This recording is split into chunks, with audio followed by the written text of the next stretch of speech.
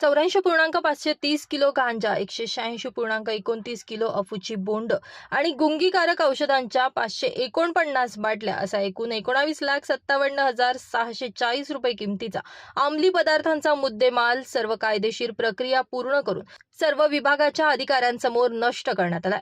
धुळे जिल्ह्यातील 12 पोलीस स्टेशनच्या विविध गुन्ह्यांतील हा 19 लाखांचा मुद्देमाल पोलिसांनी नष्ट केलाय.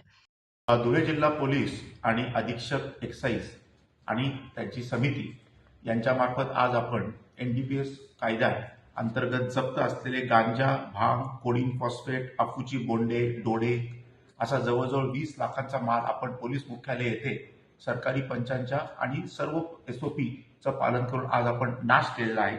त्याच्यामध्ये गांजा जवळजवळ आपल्याकडे 8,60,000चा गांजा आहे.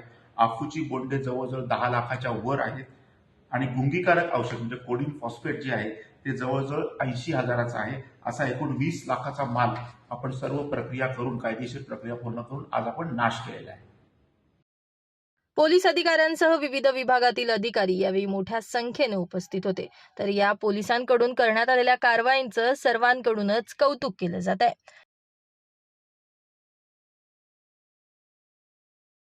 Bureau report, Lumbini news, Dhule.